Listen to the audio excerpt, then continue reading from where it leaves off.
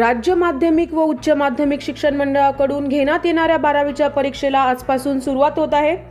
नाशिक विभागातून 12वीसाठी 1,68,636 विद्यार्थी आपले नशीब आजमावत आहेत।